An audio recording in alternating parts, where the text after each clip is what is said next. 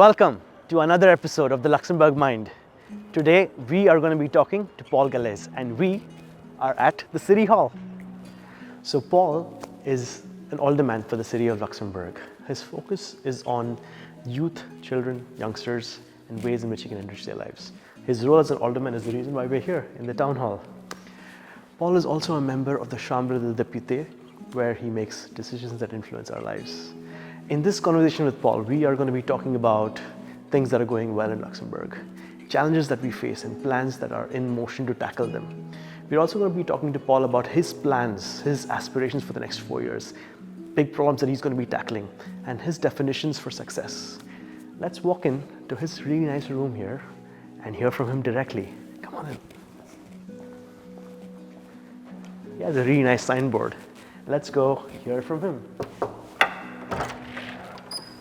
Hello, Paul. Hello. Hello. Good to see you. All right, the conversation continues.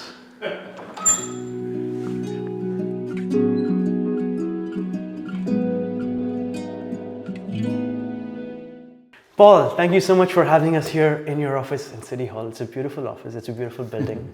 I know you're really, really busy, so I really appreciate you taking the time to join us on the Luxembourg Mind. Yeah, you're very welcome. Thank you very much for the proposal to meet and to talk a little bit. And welcome to my very humble office. It's the smallest one of all the aldermen, but I love it. And I'm sitting a lot here and preparing my work. It's a great place for me. Okay, well, fantastic. Thank you for having us again.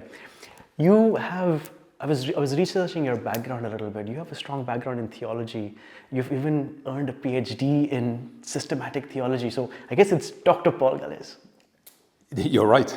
Nobody uses it, but you're right, yeah. Okay. You even served as a Catholic priest before your foray into the political world. What inspired you to make this transition from your pastoral duties to a career in politics? That's a very good question.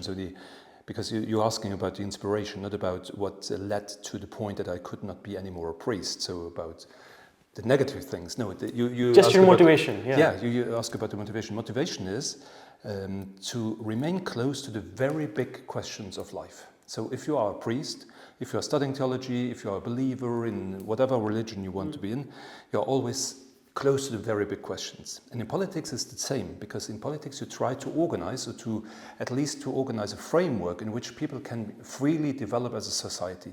So you have to deal with the very big questions of mankind, about values, about directions, about the big decisions that we take, especially now in these very difficult times.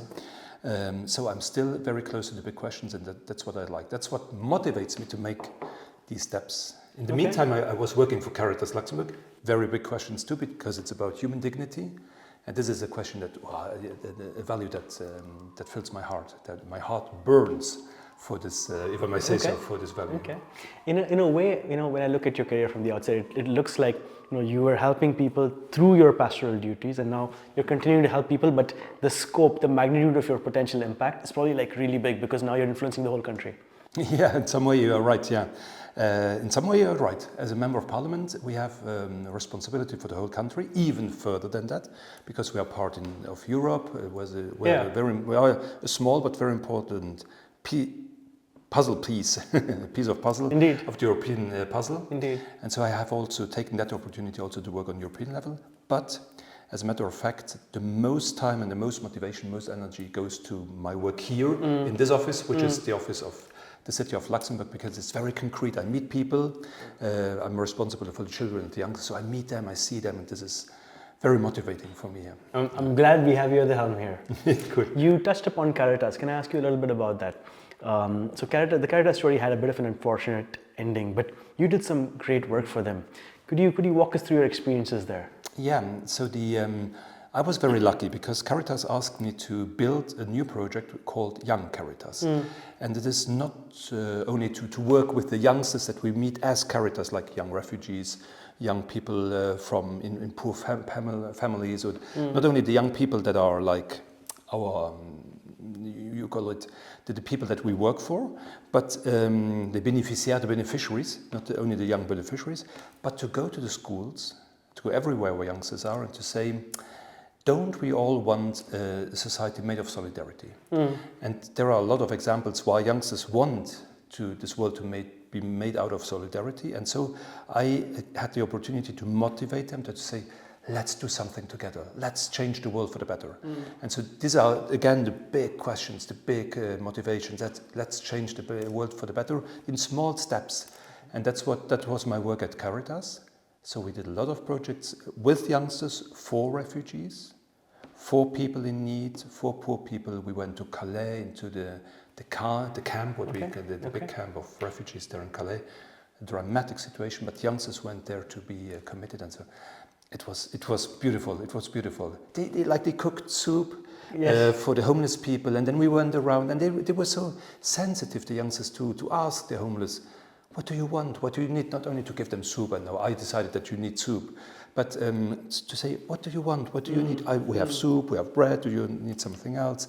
They made projects in hospitals with people in the last days and weeks of their lives, and they were very, very sensitive.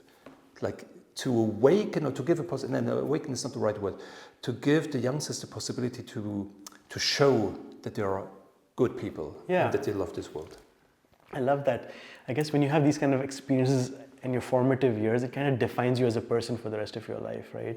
Yeah. It creates these impacts on your psyche. Yes, that was right. The same for me. Sorry, the same for me, because when I was a youngster, a long time ago, I made the very decisive experiences that gave me a pathway for life. So even if I changed many times, well, then let's say twice, the concrete shape of this pathway, the way is the same.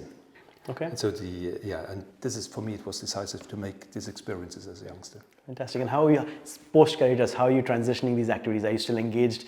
I know that you're very, very involved in education still, but how are you still engaged with and working with the youth of Luxembourg? So first of all, I believe in youngsters. And so it's a question of trust. And I think that everything in this world is done around the question of trust. The big my theology PhD, I did it around a philosophical question of freedom. Okay. And I think that philosophically, we as humankind, we are in a balance, in a battle sometimes between a negative burden that we carry.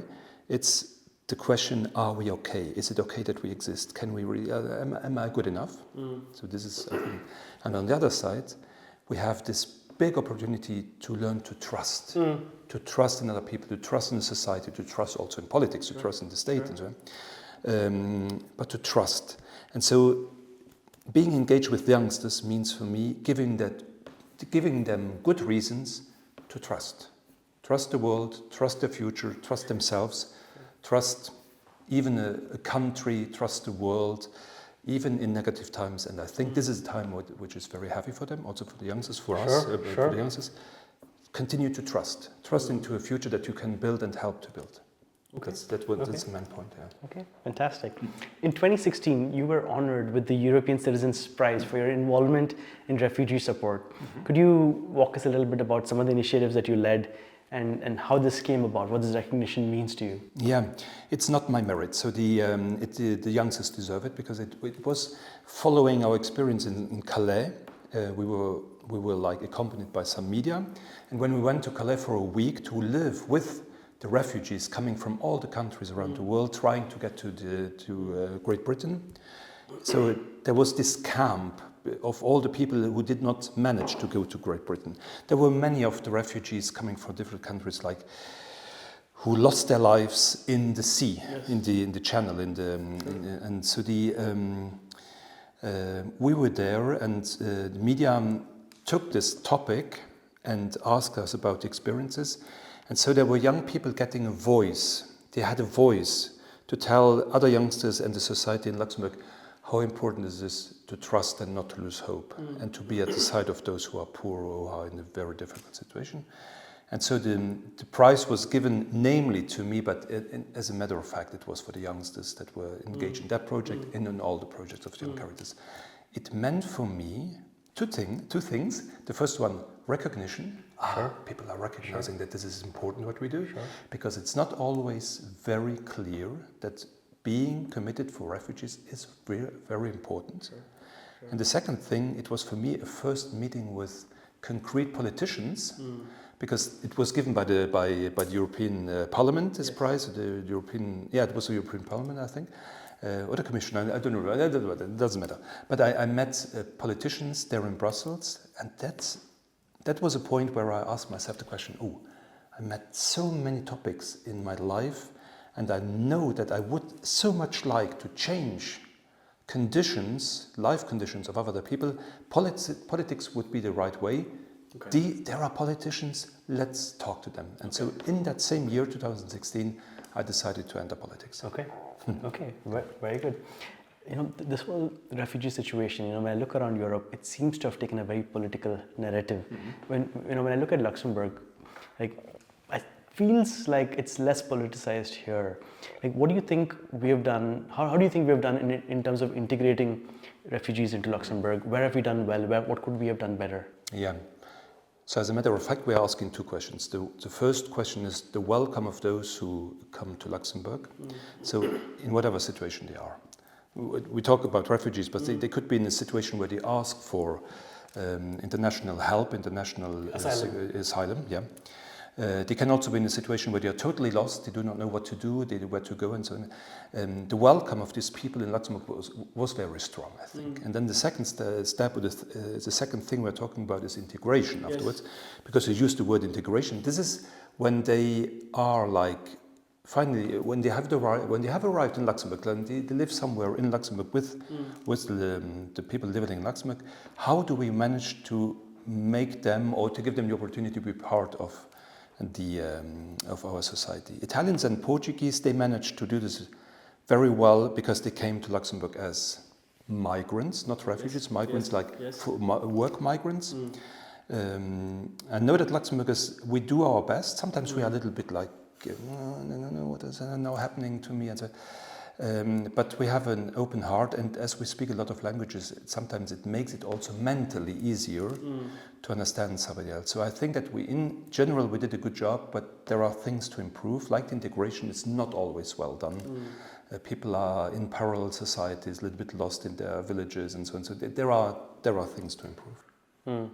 But it's good to see that there's been a lot of thought put into it, that we have strong processes in place. Yeah. And we can only go more positive from here. That's right. I want to move the conversation a little bit to your role here in the city of Luxembourg as an alderman and as a member of the Chambre des députés. Can you talk us through a little bit about what your path forward is like? What are your primary goals for the next 4 years? What areas do you plan to prioritize? Yeah. So when I'm talking about my job in the city, it's like in ice skating. You know, ice figure skating. There, in former times, if you ran for a competition, you had twice to run. Once you had a compulsory program that you had to follow, and then a second was the free program, where you invented your figures. So it's a little bit the same in politics. When you are in an executive position, like I have the honor now to be here in the city of Luxembourg. I have a compulsory program, so I have to build schools. I'm responsible for the infrastructures in schools, daycare of children at all the ages, school medicine, and so on. And also for the youngsters, so like the youth houses, scouts, and so on. So this is part of my job, and I do it with a lot of pleasure. But on the free skating side, where I can do my own figures, I have three main projects for the moment. The first one is to build the buildings in the way that youngsters, children, feel well in this. Because sometimes we are more linked to the question, is the building functional and not is it good for our well-being? So to build and also to integrate school and foyer scolaire, which means the maison relais. So the daycare structures that we have. How to also perhaps to have a room where parents can meet, and because parents have a lot of questions. Where can we build society around a child? First thing. Second thing is participation of youngsters. Perhaps I would love to have like something like a municipal council, a municipality council for children. Or in the schools, there are already schools doing it, so I want to learn from it. And the third thing, and you will like it, is to see the city of Luxembourg as a big playground. Okay. Can children play in the city? Are they free to run around? Are they free to cycle through the city? Where are the difficult points? Where it's dangerous? Okay. So this is about the children. Youngsters, my main topic for the moment is nightlife. Okay, very good. I know you will love it too. How is nightlife for youngsters? Is it secure? How is mobility in nightlife? Do we have all the offers that makes the city attractive and so on? And then in the Parliament, it's more. I'm the president of the Committee for Environment and Climate Justice and so on. So this is my main topic, and the other main topic is poverty, the fight against poverty, and foreign politics and education. These are the main topics of my commitment in the Parliament. Yeah. As someone who's a parent of relatively young children, and as someone who likes to go out from time to time, I'm very happy to hear your answers. Yeah. How will you measure success? Do you have key targets or key KPIs that you have that will tell you that you've been successful? So on the compulsory skating figures, it's clear. So we have to have enough buildings that are in a good shape, or in a good state for the. So that's clear. On the more free skating figures that I want to dance. It's more difficult to have the key evaluation criteria, like participation. Participation, I will measure it on how have we managed to have one or the other idea, or is there a school council for children, and so can we build it up? Do we have like an idea? Is there a concept that we can put into action? The same for this playground. The city has a playground, and it's very measurable. On the point of what I mentioned first, the buildings where the well-being of a child of the children is in the center of our thoughts, and we are preparing these buildings, so it will be very clear. Have we managed? Are the children feeling well in their? So the main way will be it will be a qualitative way to evaluate, to ask the stakeholders. Do you really feel well? So we will ask the youngsters about nightlife, we will ask the children about their buildings, and we will ask the parents about if they feel with their children secure in the city too. So surveys and things on those lines. Yes. Okay. Yeah. Okay, that's a good way to measure things. Yeah. I will keep an eye out for those. Yeah. And the main evaluation will be the next elections. Yes. I'm kidding. Yeah, but it's always like politicians are. It's still 4 years away, and I think I'm excited to see how these changes manifest. Yeah. I'm thinking about some of the policy representations that you've made in the past. You've emphasized the need for an emergency plan addressing energy security, climate change. Yeah. Can you talk us through some of the specific measures that you're advocating that will help Luxembourg enhance its energy resilience, its environmental sustainability? As I think that we are talking to a lot of people who have organization management tools, because I know that you have a huge network, you have a lot of wonderful people in your network, which will without any doubt listen to this or look at this podcast. The main thing that we have the PNEC, so we have a national plan for energy and climate. So we have a strategy how to reduce the CO2 emissions and how to come to more renewable energy. I think that renewable energy is the key word. Sure. But we don't have to be naive, because we know that the transition is not going as well as we think, or as quick as we think. And that's the point for me. For me, the key word in the whole process is transition. How to organize transition. And I'm not sure if you or the others who are listening to us or watching us do agree with me. We are very often at the point that we say, we know where we come from, we know where we go. But the transition is not well organized. The change management, the transition management. I think in politics it doesn't have to be too radical, but it has to be clear. Yes. And so I think the main content-wise, the main point will be renewable energy, getting away from the CO2 emissions, and the circular economy, getting also in the building sector and in other sectors away from the CO2 emissions. But one key point will also be to feel that people are socially able to follow. And this is was one of the big discussion points in the last years, are people financially and socially able to follow? Because what we need as politicians is that people agree. Then they follow.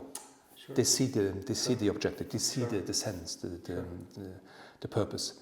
This is for me is the main. This is transition management. It's very important. Yeah. Okay. I mean, I see your point about transition. The transition being a focal point. I also agree with you that in the past we haven't always done things as well as we could have.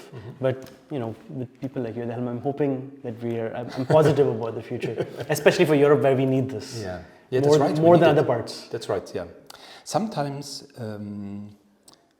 perhaps I have to relativize. Do you say relative? I'd like to make things relative. Yeah, I said that we need people to agree. This is still true, but I think there could be moments where politics have also to take decisions without knowing if everybody agrees.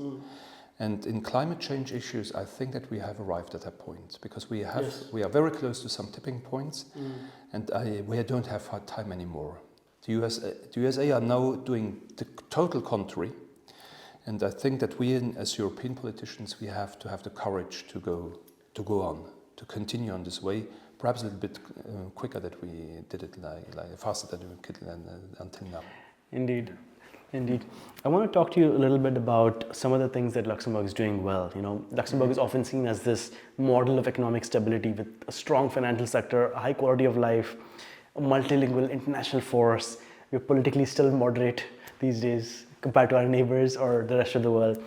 But beyond all these well-known advantages, what do you think Luxembourg is doing right, or what do you think we're doing really well that isn't talked about as much? Yeah, I wrote some things down. I cannot read them anymore.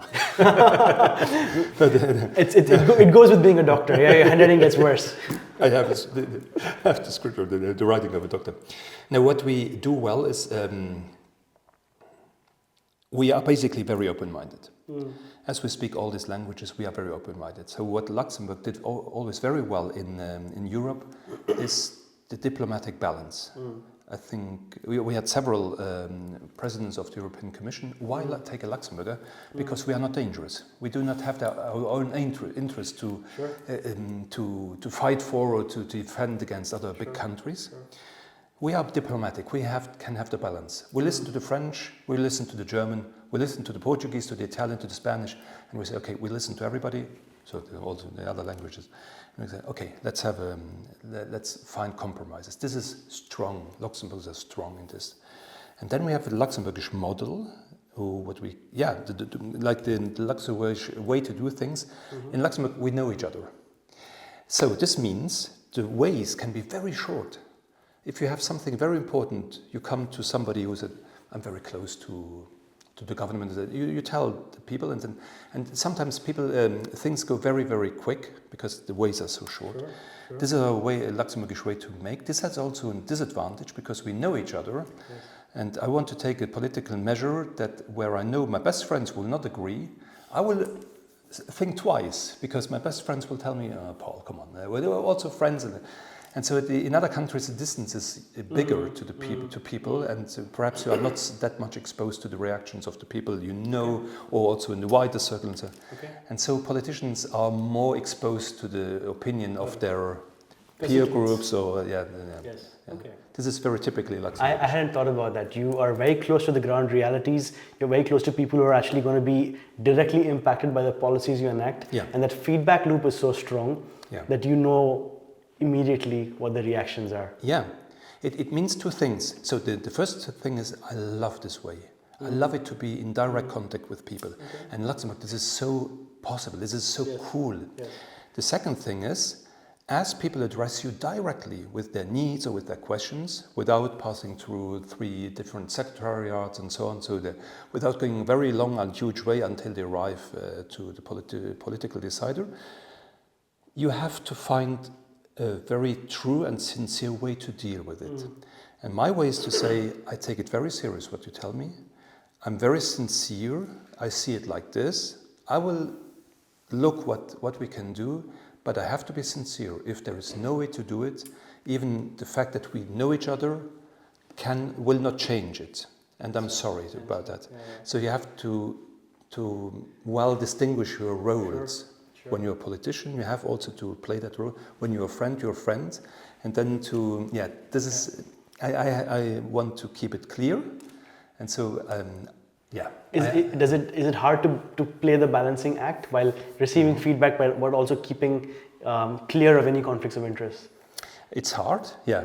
Sometimes I ask myself the question if it's not harder for those who have, who take the opportunity to address a politician directly, because perhaps they think, as I had the opportunity to sit with him in his office, or as we know each other, he will do everything that I want. And as a politician, I have to say, no, I will not do it because you want it. I understand your need, and I will see if it's a need that can be addressed because of you as a citizen of the country, of the city, and for the whole community. So you have to keep an objective and qualitative way to weight or to balance the needs that people have, and not only because you meet them in the street. Even while Luxembourg is one of the faster growing economies in Europe, it's come with certain, let's say, the other sides to the coin. It's led to social tensions, particularly around rising cost of living. There's a widening gap between different socioeconomic groups. Yeah. How can policymakers ensure that economic expansion benefits all residents and doesn't come at the cost of social cohesion? It does. So what we need is a poverty strategy. So a strategy against poverty. As it seems, it's on its way to be prepared in the Ministry of Family. I hope that this is the case. In my last mandate as a member of Parliament, this was my main topic to present in the Parliament our as a group, as a political group, our strategy to fight poverty. Yeah. And now I will closely follow what the ministry is doing to see if the strategy is really serious and if it's good and it can be taken for serious. But on the other hand, we have to also fight the stereotypes. So not everybody in Luxembourg is rich, and sometimes we have this like, the Luxembourgers are rich and non-Luxembourgers are not, and this is not true. So we have a lot of people struggling, Luxembourgers and non-Luxembourgers. So let's get away from the stereotypes. These ones are the rich ones. We have some very rich families in the country. We all know it. Sure. This is traditionally, it's a traditional evolution. But basically I want the society to stick together when we fight poverty. By knowing no one is better than the other. And so if as a society we feel the solidarity, it will be a lot easier to fight these social inequalities. We have to start in education, by the way, and so on. And the strategy has to be very transversal, to go through a lot of topics, how to strengthen those who socio-economically are not born on the bright side of life. I like that. I personally am a very strong believer that education is a leveler. It gives people opportunities that, maybe less privileged people may not have, or, people from other parts of the world might not have as easy access as we do to the education systems, and it's a point of privilege for us. And I feel like it's something that we should appreciate a lot more. And I'm glad that you're putting in so much efforts into our education system, into shoring up things and making things, looking at things from a kid perspective. Yeah, it's a long way. I do my best. I do not also see always see all problems. So we are all only human. We do our best. And in education, we had a national report of education. We have it regularly, and one of the last ones had as a topic the social inequalities in school, and if a socio-economically difficult point of start leads necessarily to the point that you will remain in the same pathway, so a weak pathway. And there are some transitions from a weak situation to a stronger situation. So the leveler, there are these findings, but not enough. So the system for the moment is too weak in leveling. Okay. And so we have still work to do. Yeah. Well, at least, the first part of solving a problem is identifying the issue. That's and right. I think hopefully we're on the right path there. Then. Yeah. There's something I've noticed about some of the work that you're doing, some of the social media posts that you make. You're very active in your support of Belarusian exiles. You've been organizing or co-organizing conferences. You've been discussing their challenges, and I've been trying to understand what your motivation here. You're obviously not Belarusian, no. but you're clearly very invested in the cause. Could you walk us through a little bit about your motivations here and how this has come about? Yeah, I'm a member of the Parliamentary Assembly of the Council of Europe. I'm one of 6 delegates of the Luxembourg Parliament. Every parliament of the Council of Europe, which are 46 countries, so it's bigger than European How many hours do you have in a day? Yeah, like too less to sleep. But I'm trying to change my lifestyle. Because I have to take care more of myself and to be more efficient in my work. And I want it and I need it. But this is not a topic. It's important for me because I'm coming from a job where I try to strengthen the well-being of people. I cannot do it without taking care of my own well-being. And I know, in the meantime, I know a little bit better my limits. Okay, good. Yeah, it's good. But it seems like you're doing a lot. I had to suffer under these experiences. They were not always easy, but very helpful in that sense. They are good. I'm trying to manage a little bit not to improve. This is the wrong word. This is the wrong mindset. To find the right balance. Yeah, to be closer to myself, to respect more myself, and the people and the things I love, and so So my day has only 24 hours. Sometimes this is a problem. I try one of my biggest wishes is to be able to start to love my limits. To say, after 24 hours, I can say the day is over. I've done what I can do. Somebody else will do it. I'm not irreplaceable. I'm here, I'm doing my small work. Somebody else will continue, and so to love the limits. Back to Belarus. Sorry, we made a small excursion. That's how a natural conversation goes. Yeah, that's right. Yeah, around the beer, like normally the way to talk about.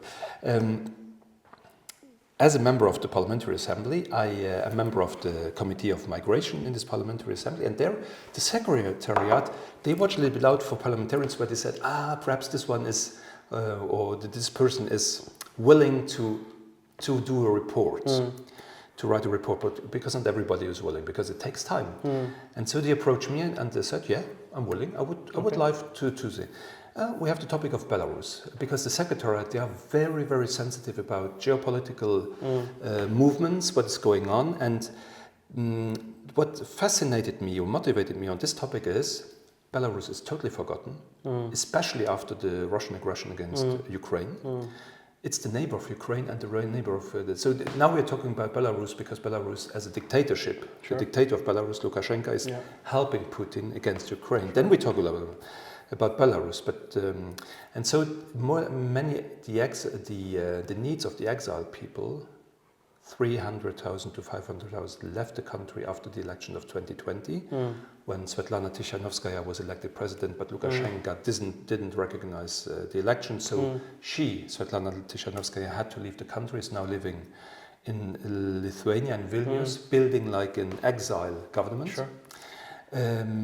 Many of these exiled people who left the country for the same reason, because they were persecuted by the dictatorship, are not really understood in our countries of the Council of Europe. Who are you? What's happening in Belarus? So my goal was that they are not forgotten, that they are understood, and that we address their specific needs. I give you one example, which is the strongest one. If you are Belarusian and you had a Belarusian passport, after a few years it expires, you will, as somebody who went to exile after the elections and then by this officially proclaimed, I'm against the regime, you will not go back to Belarus, to Minsk, or to a Belarusian embassy to renew your passport, because then you are not sure if you will get out of the embassy afterwards. Okay, that's wow. So one of the topics is, how can I get a document like a passport that allows me at least to travel inside Europe? And this is one of them. I have 100 recommendations. This is one of the main recommendations.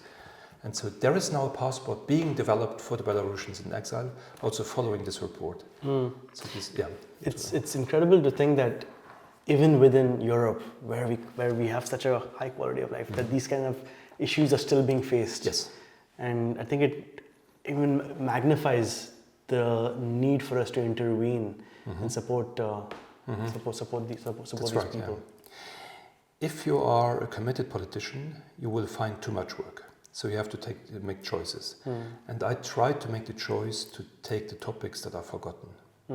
That under the mainstream, sometimes people forget them and so on. That is really to raise them. Yeah, like also one of the values that I learned in life is to have a prioritization for the poor, like a preferential option for the poor. L'option préférentielle pour les pauvres in French. Okay. And I love it. I love it to scan a political situation by asking who is forgotten, whom did they forget, and then to ask the questions around this topic. It's not the only way to do it, but it's one of my 3-4 ways that I do politics. Well, that's very, very commendable. Yeah. Well, this brings us to our fun segment, the rapid fire segment. Yeah. I'm going to ask you 5 questions. They're all going to be short questions. Just answer with whatever comes to mind first. There are no right or wrong answers. Okay. All right. First question. What's a Luxembourg tradition that you would want the world to experience? Carcase. Tell us a little bit more about that. The cooked cheese. So you know this cheese, this is, how to explain? I can explain the carcase to nobody who has never tasted it. You have to taste it. Go somewhere in the bag, buy carcase. It's like cooked cheese, you put it on the bread and so on. It's very sticky. Okay. What kind of cheese is this? Like goat cheese? Concoyote, they call it in French. So it's cooked, and you put butter. Okay. And it's delicious. I will look it up. And I'm a little bit special on this. I put it also. I make the bread, butter, carcase, and then into the coffee. Okay. Wow. This is but don't do it because the people they will be those who are like listening and watching this say, oh, what a disgusting tradition. But carcase in itself is great. It's great. Okay. Don't do it like me, but carcase. Okay. Yeah. I will add it to my list. If you weren't in politics, what would you be doing today? Astronaut. You'd be an astronaut. Yeah. Okay. Or a gardener. Or a gardener. Yeah, or dog walker. Those are very different things. Astronaut, I can see. Luxembourg's been investing in the space industry. There could be a path there. Yeah. Gardener. Do you already have a garden? Yes, I'm just preparing it for permaculture. Okay. Because it's one of the things that I didn't have time yet. Okay. Enough time to do, like gardening and cooking. Okay. And I'm discovering both for the moment, and I love it. Good. I love it. Yeah, very because good. I'm close to reality, to feel vegetables. Okay. Very good. Yeah, very so good. It gives me another way of out of the digital world and the big thoughts that I love, of course, into the concrete. Fantastic. And then some people say I'm a plant killer. Because I have a lot of plants in my house, and there are always every week there's one plant suffering a little bit, and so I do not have I do not say know if you say the green thumb, but they say it in German the grüne Daumen, but I'm giving my best. Okay. Yeah. Okay. When is the last time you played a competitive board game? Yeah, last week with my mom, Rummy Cup. Okay. Yeah. Who won? Me this time. You don't go easy on your mom. No, I was very I was as a child. I was terrible. I'm still sometimes terrible. I want to win, and that I sometimes I hate myself for this. That I look at the game like I want to win. No, it's not a competition. And with a mom, it's easier, like to say, yeah. So I love it when she wins. So 2 weeks ago we played the same. She won. Okay, all right. There's a balance there. I see your Facebook and LinkedIn posts. You're quite active. In fact, I think you make like almost a new post every day. Mm-hmm. How much time do you spend on social media?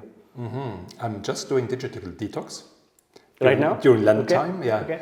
Okay. Only on the 25th of March, I posted a few things because it's the International Day of Support for Belarus. Okay. So this was a way to support Belarus. Outside of your detox, how much time do you normally spend on social 2 media? hours. 2 hours? On the social media. Okay. On social media. I'm using a lot the digital platforms to work, prepare things, talking to ChatGPT about my next cooking recipe. Okay. But 2 hours on social media. Should there be a limit on the amount of screen time kids under the age of 14 or 15 have? I think so, yeah. I think so. I do agree. 15, I think, is the right age. So we are now, in Luxembourg, we are now the ministry is trying to put this limit in for the schools, for the elementary schools. with the perspective perhaps also to go until 15 years, to have a limit in school. So do not use it in schools. I think the parents are getting more and more aware of that there are a lot of advantages and a lot of disadvantages. So to find like a cultural way, a new culture of using it. Because this is, I think what we need, a culture of using digital devices. Because we are now fallen not into love, but we are depending on it. We do not have yet the cultural thought, the way to deal with it and to know how I can use it. Me neither. Sorry, I'm very sometimes very depending on it. But this is, I think, the big goal, to find a culture. Okay, very good. What is one thing that people misunderstand about being a politician? That at the end it's about power. This makes politics difficult, hard, tough. But that you can survive inside this shark aquarium as a simple small fish trying to do its best. And I guess you're trying to be an example of that by giving back to society the way you are. Yeah, I hope so. Sometimes I have also to look like a shark. But as I love animals, this is okay for me too. All right, great. Well, this brings us to our final question. It's the advice segment. What advice would you give to individuals who are trying to make a positive impact on their societies, on their communities around them? And you have a very specific example yourself. You actually went through a career transition. So what advice would you give to people who are trying to have an impact on their communities, switch careers, and find meaning the way you have? Yeah. So there is one very simple advice. It's all about attitude. It's not about content. I could also be in something, but it's about the attitude that brings. So find your values, what is important to you, and then never take a decision out of fear, but out of passion. It's true in love, in relationship, and so in personal things and in professional. Never do it out of fear, but out of passion. This is my advice. That's great advice. It's my life lesson. And I had to learn it also by suffering. I took decisions that were more out of fear. One huge decision, for instance, if you have that small 30 seconds, when I wanted to leave priesthood, at the beginning I decided to stay. And then a friend of mine, so not to leave priesthood, because I saw that priesthood, I loved to be a priest, but I didn't love celibacy. So I felt that I'm not able to live in celibacy for the whole life. And then I decided to stay. And a friend of mine asked myself, didn't you take this decision out of fear? And if you take it out of passion, of love, what would you do? And I said, I would leave. And so I took the decision. I turned around the decision because I wanted to follow my heart and not my fear. Yeah, so it's very concrete. That's my advice. Yeah, that's great. It seems to me like you have your advice, but you've also followed the advice. You have lived it yourself. It makes your advice even more pertinent. Yeah, and I know how difficult it is to follow it. So let's stay humble. We are only human. We make mistakes, and I hope there are people forgiving our mistakes. And those are the people that we should love. Indeed. Well, Paul, this has been a fascinating conversation. Thank you so much for your time. Thank you so much for being so candid and open about things. I really appreciate it. Cool. Thank you. It was my pleasure. Thank you. And you're always welcome here. And everybody's welcome here. Watching us, listening to us, everybody welcome. Fantastic. Thank you, Paul.